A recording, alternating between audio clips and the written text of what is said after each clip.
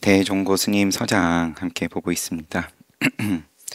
왕장원에게 답하는 편지를 첫 번째 보고 두 번째 보고 있는데, 왕장원은 굉장히 총명했던 그런 분이고, 높은 지위에 궁에서 높은 지위에 또 오른 분인 모양이고,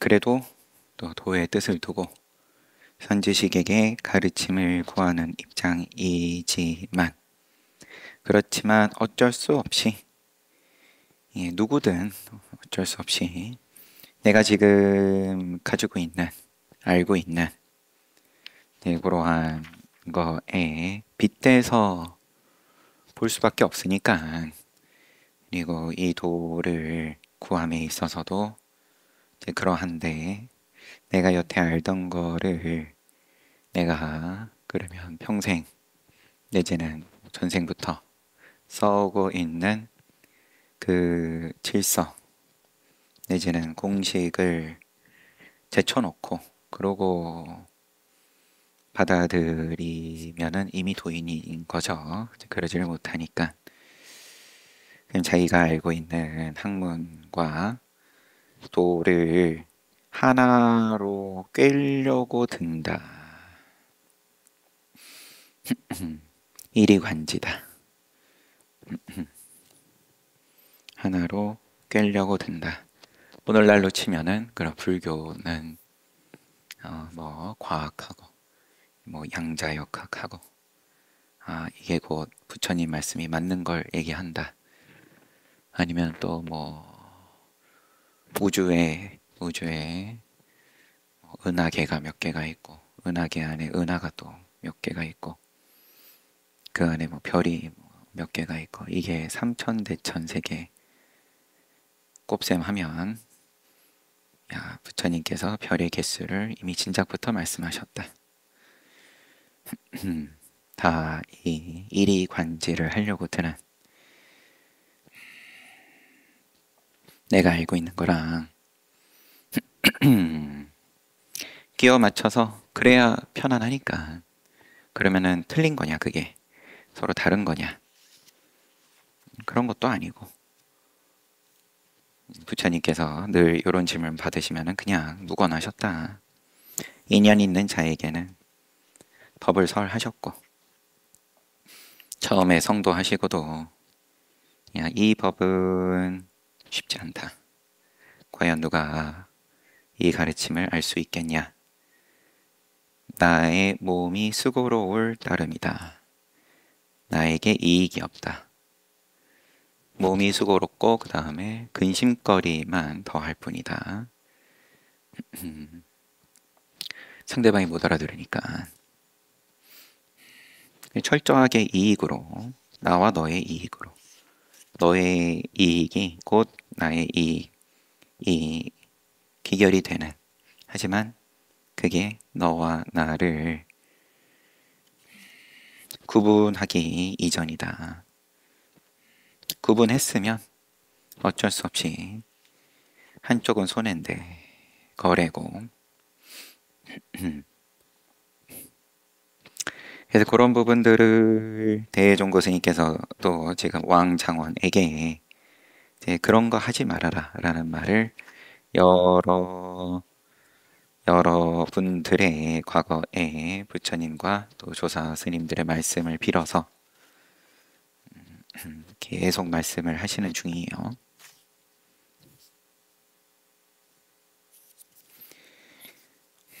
바로 오늘 볼 부분부터 보면 무릇 성인께서 교화를 베푸심에 이름을 구하지 않고 업적을 자랑하지 않음은 마치 봄이 꽃과 나무에 널리 행함과 같나니. 봄 되면 그러면 싹 트고 꽃 피는데 그러한 작용함에 있어서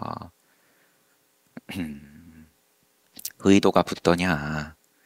봄, 날씨, 봄, 여름, 가을, 겨울, 봄이 자랑하더냐. 이 성품을 갖춘 이는 시절 인연이 닥쳐오면 각각 서로 잘 모르지만 그 근성을 따라서 크고 작고 모나고 둥글고 길고 짧고 푸르고 누렇고 붉고 파랗고 형형색 색에 또, 또 냄새 나거나 향기가 나거나 이것이 동시에 피어나나니 봄이 능이 크고 능이 작으며 능이 모나고 능이 둥글고 능이 길고 능이 짧고 능히 푸르고 능히 누르고 능히 붉고 능히 파랗고 능히 냄새나고 능히 향기로운 것 여기까지 요런 것이 아니라 이는 모두가 본래 있는 성품이 인연을 만나 피어났을 뿐이다. 능한다는 건 이제 앞에 문단을 조금 봐야 돼서 앞에 말이 마지막만 좀 보면 조주께서 온종일을 불임과 하루 종일 불임과 온종일의 불임을 당한다 라고 한 것이 이걸 보니까 또 그럼 앞으로 건너가야 되지만 그렇게까지는 하지 말고 함이 이것이니라 만약 이의 예지신의 성품이 일어난 곳을 알면 바로 경물이다 충서다 이리관지도 그 가운데에 있으리라.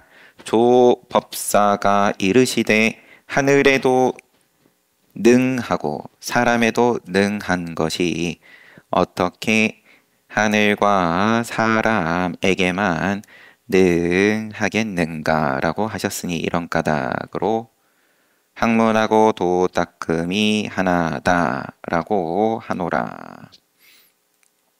너가 말하는 학문과 도닦음 그러면은 유학과 그 다음에 부처님법 하나다 라고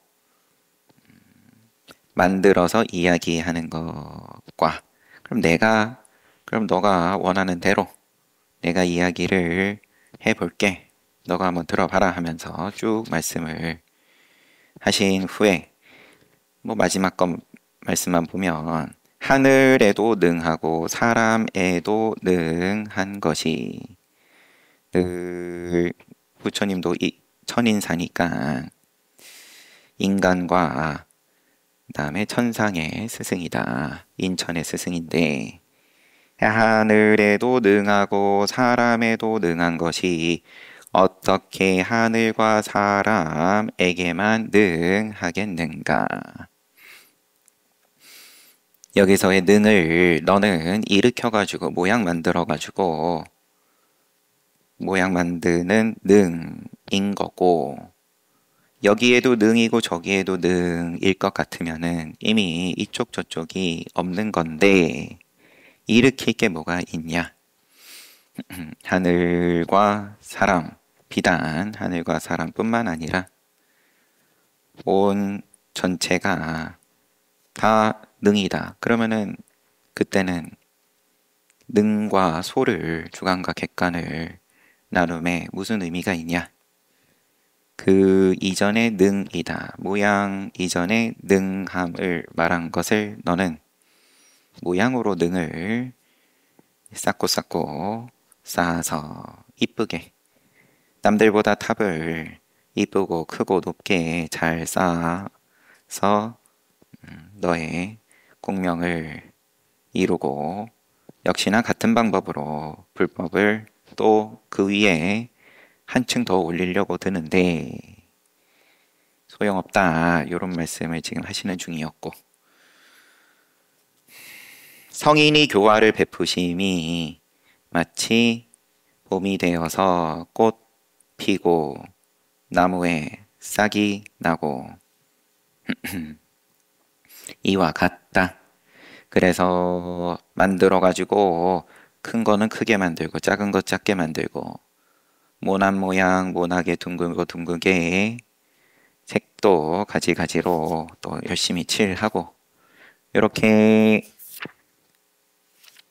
능으로 뭐 그림을 그리든 모양을 만들든 그런 것이 아니라 모두가 본래 있는 성품이 인연을 만나 피어났을 뿐이다. 붓을 한 번도 든 적 없이 그냥 인연 따라서 그런 꽃이 펼쳐지면 펼쳐진 거고, 색깔이 붉으면 붉고 파라면 파랗고, 또 인연 만나가지고 성품이 꽃이 지면 지는 거고. 백장스님께서 불성의 뜻을 알고자 한다면 마땅히 시절 인연을 관할지니, 시절이 만약 이르려면 그 이치가 자연히 드러난다. 시절이 만약 이르려면 오타인 건지 시절이 이르면 그 이치가 자연히 드러난다. 우선 보고, 여기까지 백장스님 또 말씀 인용을 한 다음에 또 남학회양 스님이 마조대사에게 이르길, 제자 네가 심지법문을 배움은 종자를 뿌린과 같고 내가 법요를 말함은 저 하늘의 은택에 비유하리니 너의 연이 합하였기에 당연히 그 도를 깨닫게 됨이라. 너가 씨 뿌리고 그러고 때에 당했을 때, 연이 합했을 때 그 도를 깨닫는 거다 라고 하시니, 그런 까닭에 성인이 교화를 베품은 이름을 구하지 않고 업적을 자랑하지 않느니라. 성인이 교화를 베품은 법을 펴면 흔적이 없다. 이름을 구하지 않고 업적을 자랑하지 않는다. 1차적으로야 그러면 내가 너를 깨닫게 해줬다라든지 부처님 법을 내가 알려줬다, 이러한 명성을 구하지 않음, 비단 그 정도 수준에서가 아니라 이게 그러면은 이름 그리고 업적, 그 행함에 있어서 때에 당했을 때 봄에 꽃피는 것과 같다. 다만 학자로 하여금 성품을 깨달아 도를 이루게 할 따름이라고 하셨으니, 무구노자가 도가 한 겨자씨에 있으면 곧 한 겨자씨가 소중하고, 도가 천하에 있으면 곧 천하가 소중하다라고 함이 이것이니라. 그대가 일찍부터 번뇌를 여의인 방에 이르렀으나, 편지, 너가 보내온 편지 요 한 구절 가지고 여기까지 쭉 밀고 오신 거예요. 대종고 스님께서. 번뇌를 여인 방 뭐라 한번 확인해 보면,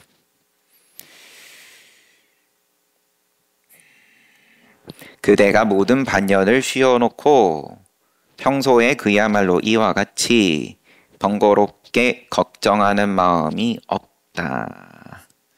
이렇게 이야기를 했는데, 그대가 일찍부터 번뇌를 여인 방에 이르렀으나 아직 그 방에 들지는 못했으니 겉만 보고 그 속은 아직 못 보았음이라. 그래도 번뇌를 여인 방에 이르렀으나, 좀 또 뭔가 칭찬과 응원이 담겨 있는, 다 잘하고 있는데 아직 방에 들지 못했을 뿐이다. 다 됐다라고 착각하지 말고, 내가 이제 이리관지했다. 학문과 도를 내가 한 바늘에 다 꿰었다. 그렇게 생각하지 말고 겉만 보고 그 속은 아직 못 본 거다.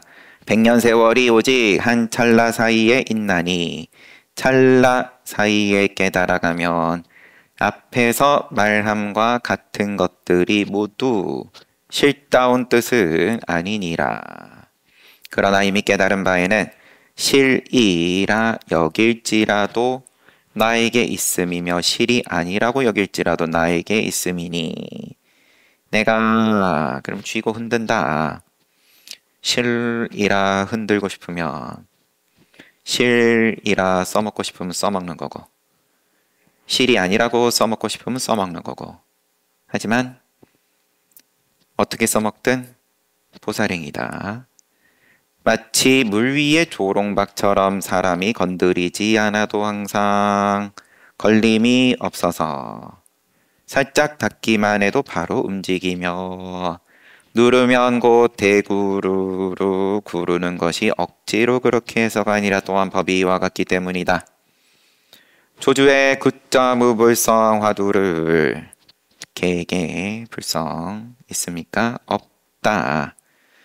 화두를 그대가 어떤 이가 도적을 잡을 적에 엎드려 숨은 곳은 이미 알고 있으나 다만 아직 잡지 아니할 뿐인 것처럼 청컨대 얼른 마음을 깨끗이 하여서 잠시도 사이가 끊기지 않게 하고 늘 행주 좌와하는 곳과 책을 보거나 책을 읽는 곳과 인의 예지신을 닦는 곳, 웃 어른을 시봉하는 곳, 학자들과 마주보며 가르쳐서 깨우치게 하는 곳, 죽 먹고 밥을 먹는 곳을 향하여 저와 더불어 여기 화두죠. 그러면은 너가 들고 있는 화두와 더불어 겨루어가면 호련히 분별식심에 자루를 여의려니 포대를 여의려니 우리 몸뚱아리 가죽포대다. 안에는 분별식심 담겨있다. 무릇 다시 무엇을 말하랴. 편지 끝났어요.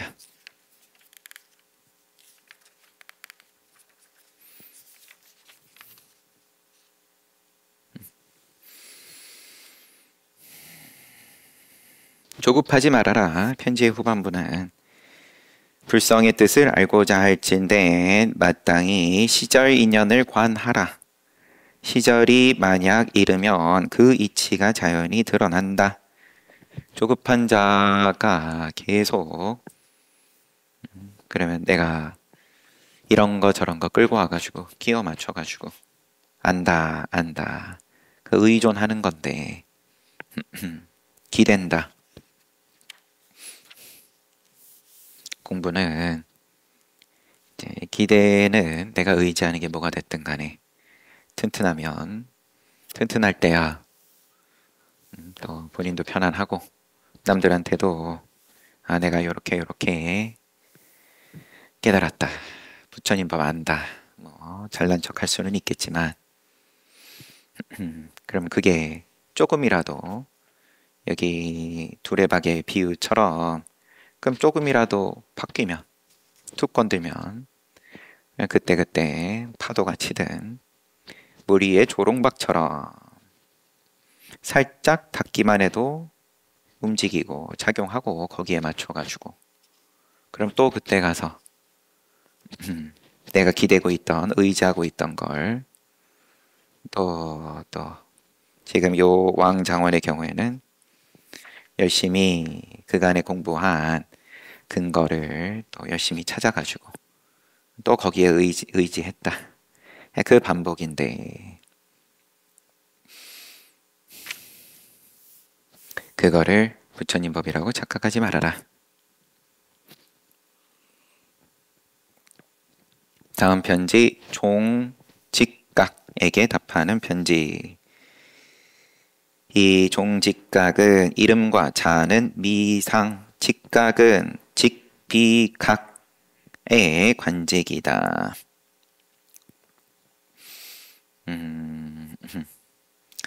단공, 원년 요거는 그래도 이 편지 주고받는 시대에서 크게 이제 옛날은 아닌 거예요. 단공 원년 988년에 천자의 명령에 의해서 승문원 중당에 나아가 비각을 건립했다. 직비각이라는 관직을 설치하게 된 시초.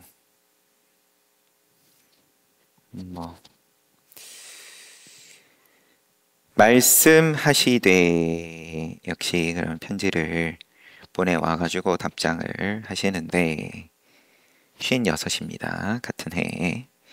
연을 응하면서 날마다 차별 경계를 겪되 결코 불법 가운데 있지 않은 적이 없었다. 앞에 두레박이 그러면 툭 건들면 그걸 움직이는 거고, 파도 치면 오르락 내리락 하는 거고. 하면 그러면 차별 경계 그 한가운데 있는데, 하지만 불법 가운데에서 벗어난 적이 없다 말씀하시되, 편지에 이렇게 쓰셨고, 또 평상시 행동이나 몸가짐 사이에도 굿자무불성 화두로 마음 또 경계의 때를 없앤다. 마음 또는 경계의 때를 없앤다. 티끌을 없앤다고 하니 만약 이렇게 공부한다면 결국 깨달아들지 못할까 염려되노라. 신수스님 개성을 거의 뭐 그냥 그대로 써놓은 것처럼 늘 털고 닦아서 거울 깨끗하게 해야 된다. 이제 요런 이야기를 당신이 편지에 쓰셨는데, 앞에 구절이야 뭐 결코 불법 가운데 있지 않은 적이 없습니다. 책임지면 되지만, 하지만 그 다음 구절이 경계의 때를 화두로서 없앤다 이런 말씀하시는데, 결국 깨닫지 못할 것 같아서 걱정됩니다. 청컨대 그 발붙인 곳에서 돌이켜 볼지어다. 이제 이렇게 되고, 그 다음에 요 발붙인 곳에 대해서 추가로 하신 말씀이 차별 경계는 어디에서 일어났으며 거동하나 예로서 응접하는 사이에 어떻게 굿자 무불성 화두로 마음 또 경계의 허물을 없앤다고 하며 마음 경계의 허물을 능히 없앨 줄 아는 이는 또 누구인고. 이걸 돌이켜 볼지어다. 그것 또한 없앤다. 그게 일으킨 차별 경계인데, 경계의 허물을 그러면은 왕창 일으키면서 허물을 없앤다는 허물을 계속 짓고 있는데, 그거를 돌이킬 수 있게끔 그걸 좀 봐라. 그 능히 없앨 줄 아는 이는 누구냐라고 이제 물어보심으로써 부처님께서 말씀하시지 않았는가? 중생이 전도하여 자기를 잃고서 바깥 경계를 따른다 라고 하시니, 바깥 경계는 본래 제 성품이 없거늘 자기를 잃어버리니가 스스로 쫓을 뿐이며, 경계는 본래 차별이 없거늘 자기를 잃어버리니가 스스로 차별할 따름이니라. 안팎 경계를 말할 것도 없지만, 눈 뜨고서야 말할 것도 없지만, 하지만 늘 밖을 향하니까 근본자리에서 벗어나 있으니까 전도되어서 자기를 잃었다. 부처님 말씀 인용을 하시면서 그러면 늘 내가 근본 자리에서 벗어나서 어디에 뭘 향하든 생각이 색수상 행식이 어디를 향하든 다 거기는 자성이 아닌데 자기 성품이 아닌데 그 자기를 잃어버리니까 근본 자리를 모르는 자가 스스로 쫓을 뿐이다. 하지만 성품이 자기 성품이 없는 타겟을 늘 목표를 쫓으니까 그러면은 가봤자 신기로다. 또 다음 목표 또 다음 목표. 경계는 본래 차별이 없거늘 자기를 잃어버리니까 늘 내가 발붙인 곳, 내가 서 있는 그 자리가 아닌 자리를 목표로 쫓는 이들이 차별을 하는 거다. 이쪽 저쪽의 차별이고 목표를 저쪽에 하면 이루는데 나 있는 자리는 이루지 못한 자리고 어디까지 왔냐 또 거기서 차별을 하고 날마다 차별 경계를 겪을 뿐만 아니라 또 불법 가운데에 있다 라고 하니 이미 불법 가운데 있은즉 차별 경계라는 말은 왜 하냐? 흉내낸 소리 아니냐? 공부 안 된 걸 드러내는 말이고 날마다 차별 경계를 겪으면서도 불법 가운데 있습니다. 큰 소리 치지 마라. 이미 차별 경계 가운데 있은즉 불법이 아니다. 하나를 잡으며 하나를 놓거니 무슨 깨달을 기회가 있으리요. 이거 아니면 저건데 모양으로 보면은 어쩔 수 없이 뭔가 희생이고 한쪽을 그러면은 수단으로 삼는 거고 기회비용으로 삼는 거고 모양으로 쓰는 거는 일체가 다 장사다, 장사, 거래다. 거창하게 아무리 거기다가 이제 포장을 잘 하고 갖다 붙인들 인간의 가치에 대해서 여튼 책 봐야지 또 말이 이상하게 가기 전에. 백정 광액이 열반 회상에서 도축칼을 놓아버리고 그 자리에서 바로 부처가 되었으니 어찌 허다하게 짜잘한 말만 쓸데없이 하였으리오. 평상시 연을 응하는 곳에서 차별 경계를 겪는다고 느낄 때야말로 바로 차별하는 곳으로 곧장 가. 평상시 연을 응하는 곳에서 늘 하나하나가 다 인연인데 그걸 미세하게든 아니면은 꼭지가 돌게끔 그런 차별 경계를 겪을 때 시시각각 내가 분별을 할 때 내지는 업식이 일어날 때 바로 그 차별하는 곳으로 곧장 가. 굿자 무불성 화두만을 들지언정 없앤다는 생각도 하지 말며. 그런 표현을 했으니까 앞에 굿자 무불성 화두로 마음의 때를 없앤다. 택도 없다. 애초에 없앨 힘이 있었으면 티끌 하나라도 없앨 수 있었을 것 같으면 그러면은 이미 도인이고 그런 소리도 안 한다. 너가 써놓은 편지는 위선이다. 마음에 허물이라는 생각도 하지 말고 차별이라는 생각도 하지 말고 불법이라는 생각도 할 필요 없이 오직 굿자 무불성 화두만 끊임없이 살필지니라. 화두만 들어라. 화두를 들면 그러면은 제 이 마음에 땡땡 괴로움이 없어집니까?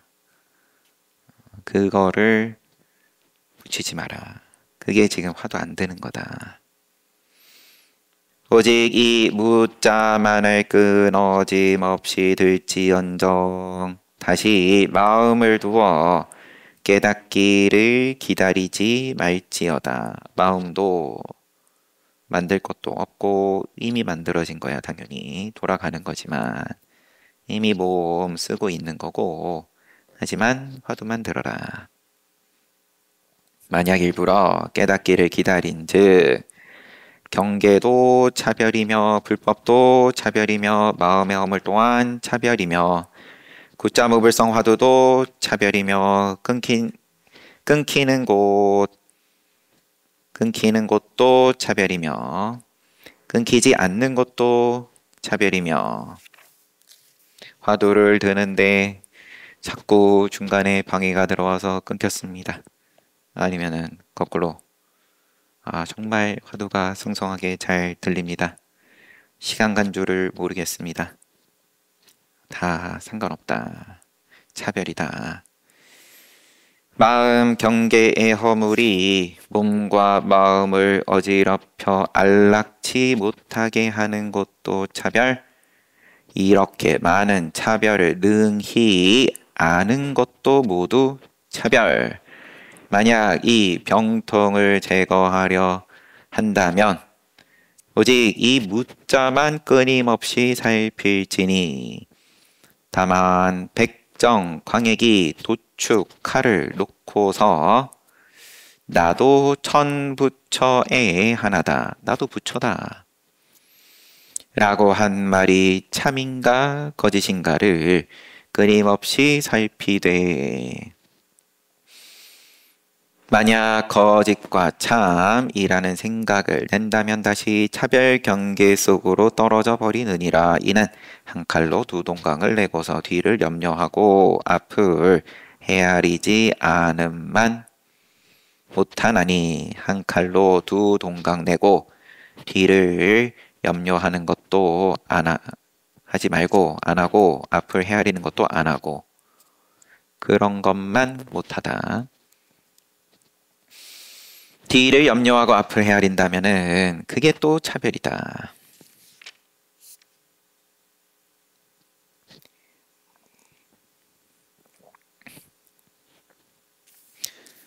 백정광액이 열반회상에서 도축칼을 놓아버리고 백정인데 평생 그럼 죽이는 업을 쓰다가 그거를 놓아버리고 바로 부처다라고 스스로 눈이 바뀌고 나서 이야기를 한 건데 어찌 허다하게 짜잘한 말만 쓸데없이 하였으리오. 조금 애매하지만 그 말이 어떻게 그럼 거짓이겠냐. 눈이 바뀐 입장에서 하는 말과 그러면 너가 얘기를 한 흉내낸 말 연을 응하여 날마다 차별 경계이지만 저는 다 그러면 수용합니다. 불법 가운데 늘 있습니다. 또 평상시 행동 몸가짐 사이에 굿자 무불성 화두로 마음 경계에 때를 없앤다.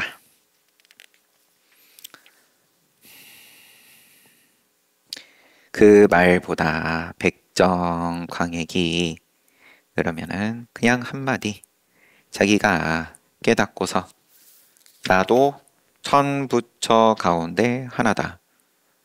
요 한마디만도 못한 소리다. 너가 그럴싸하게 한 말이. 현사께서 현사사비 이 일은 규정된 범위에 얽어맬 수 없음이라 마음과 생각의 길이 끊어져서 화려한 거칠애를 인하지 아니함이라.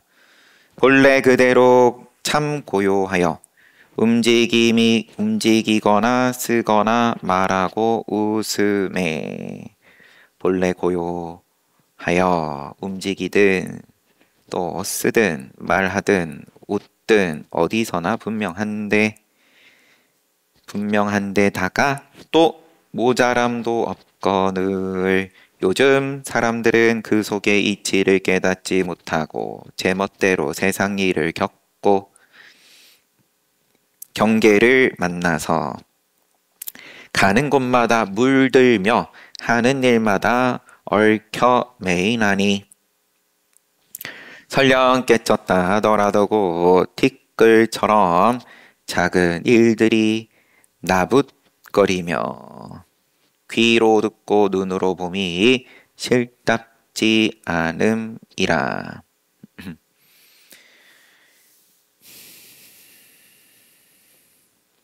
귀로 듣고 눈으로 봄이 실답지 않다. 근데 한자로는 지금 귀로 듣고 부분을 이제 이름명, 눈으로 봄, 요거는 이제 서로 상자, 모양 상자. 요것이 실답지 않다. 현사 스님의 말씀을 또 인용하시면서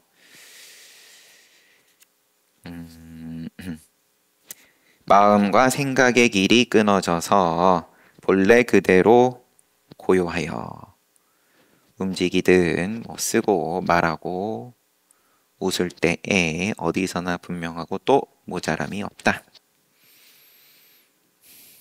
오로지 온 마음을 기울여서 생각을 거두어들이고 일을 정리하여 고요함으로 돌아가려 하여 눈을 닫고 눈동자를 감추며 계속 이어지는 거네요. 요새 사람들이 실답지 않다. 오로지 온 마음을 기울여서 생각을 거두어들이고 일을 정리해서 고요함으로 돌아가려 하여 만든다. 고요함을 만들고 눈을 닫고 눈동자를 감추고 생각이 일어남을 따라 끊임없이 쓸어 없애버리며 너가 보내온 편지하고 똑같지? 사소한 생각이 겨우 나기라도 하면 당장에 막아 눌러버리나니 그걸 공부로 삼는다. 이와 같은 견해는 바로 공과 무에 떨어진 외도며 혼이 흩어지지 않은 죽은 사람인지라.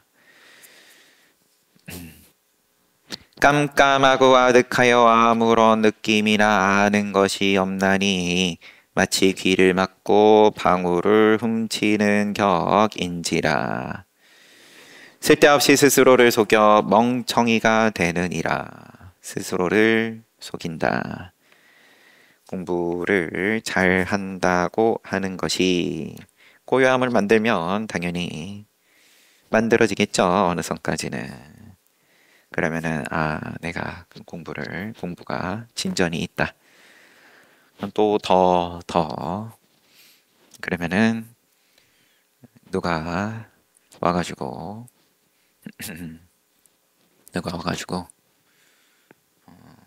이름만 불러도 이제 화나는 거죠.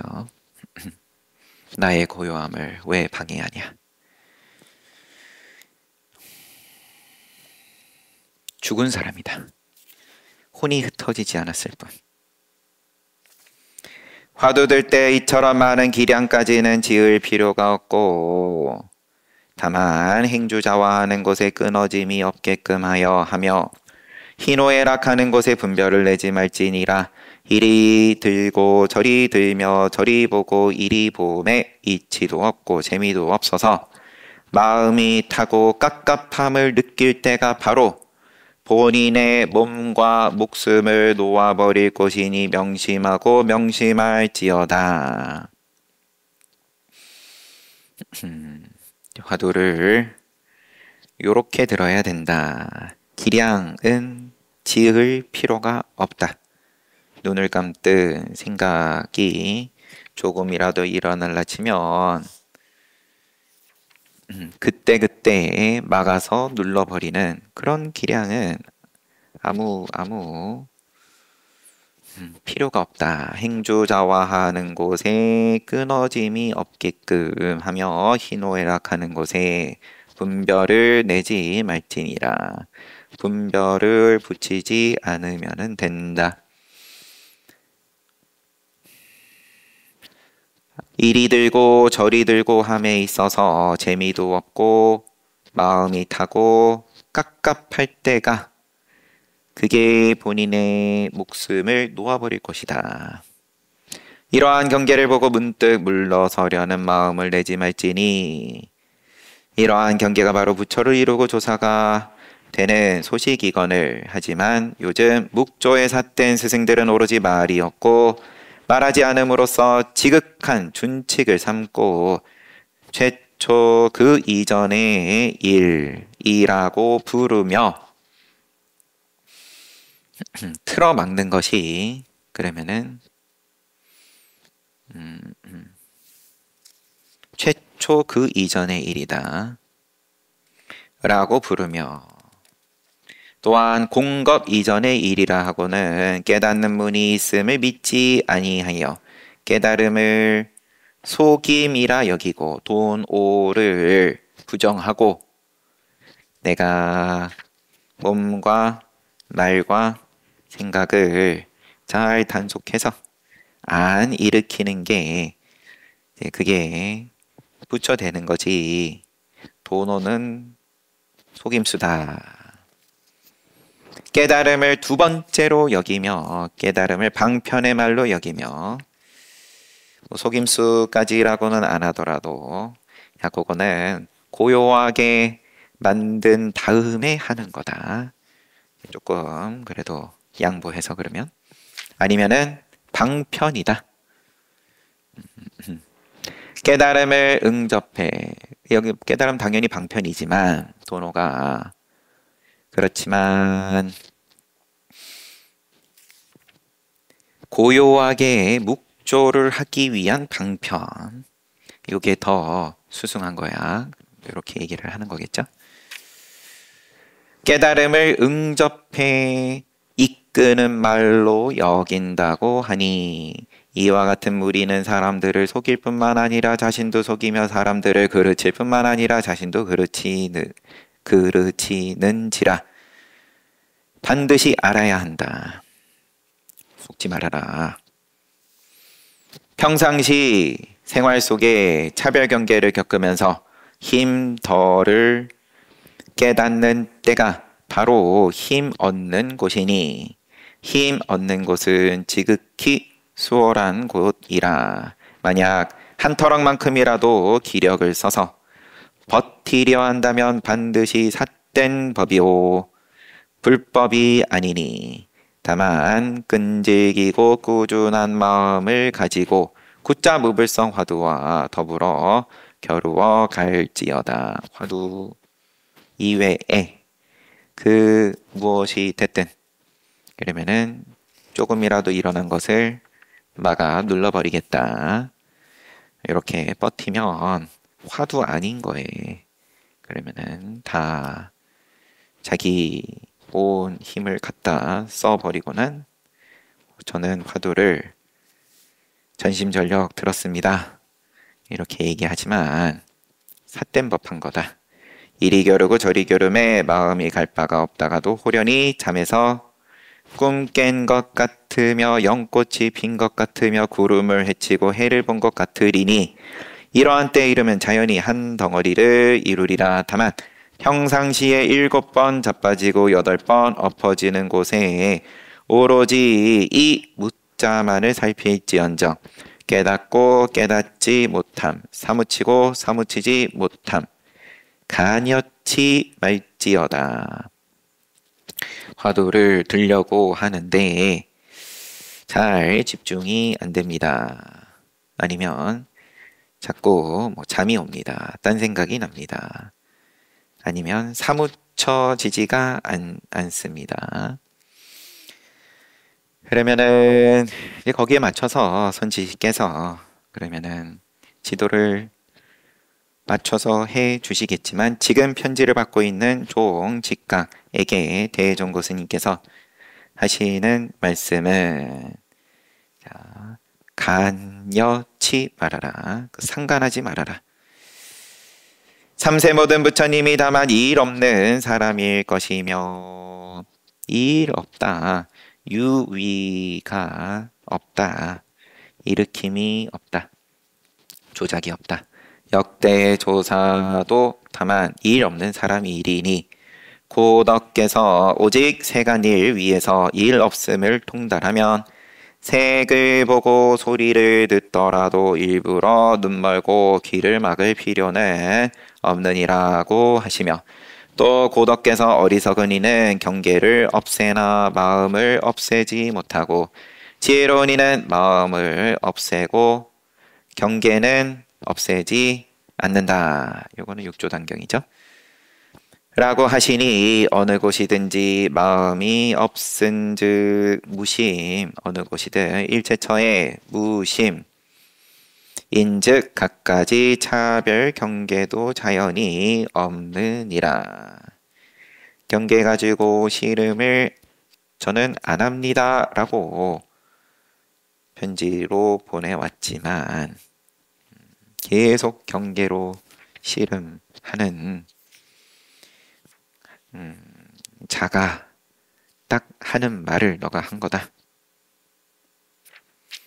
하지만 요즘 사대부들이 대개가 성급하게 선을 알고자 하여 부처님 말씀과 조사님 글귀 속을 깊이 헤아리고 말로 분명히 밝히려 하나니 의외로 분명히 밝히려는 것이 오히려 분명히 밝히지 못하는 일임을 모른다. 다만 이 묻자만 뚫어버리면 분명히 밝히고 분명히 밝히지 못함을 사람에게 묻지 않아도 되느니라.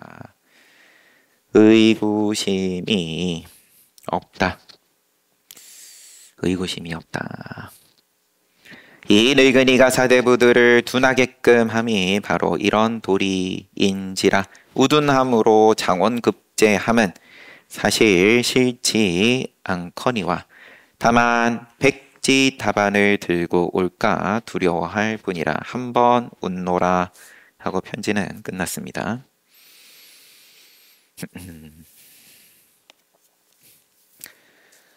둔함, 우둔함.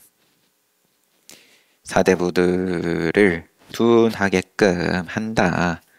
총명함을 두드리는데 나도 뭐 힘들다 이런 것까지는 아니시겠지만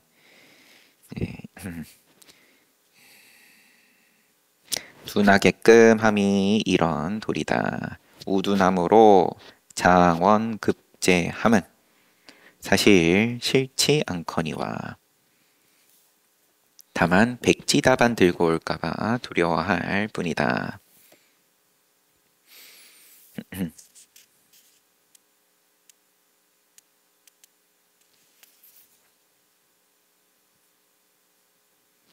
편지는 끝났습니다. 이렇게 이 참정학에게 답하는 편지. 다음은 그런데 이참정 다시 또 등장하셨네요. 요거는 다음에 보겠습니다. 이 편지는 61이셨을 때 쓰셨다. 지금 55, 56이셨을 때 쓰신 편지보다가 조금 이제 시간이 흘렀습니다. 계속 형주의 귀양처에 계시는 중이고 53부터 귀양살이 하셨으니까 횟수로는 8년째, 9년째.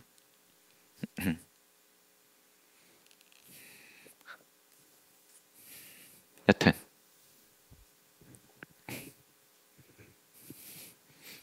반복해서 하는 이야기지만 너 공부 이번에 하러 가시는 분들은 또 모두 다 마찬가지로 뭐 지나가는 거니까 이런 소리 저런 소리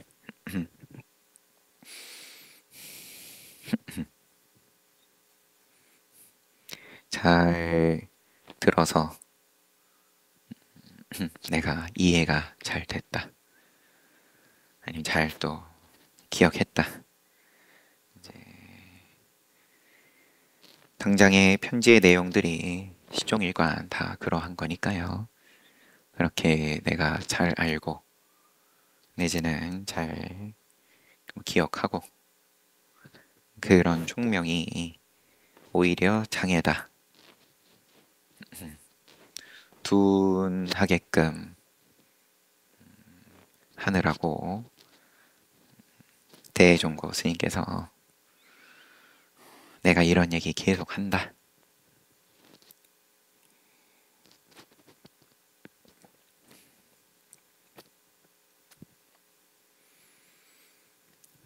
오늘 동지기도 또 불공 잘 올리고 또 부처님 불법에 대한 또 조사 스님의 말씀 잘 봤습니다. 공양 잘 하십시오.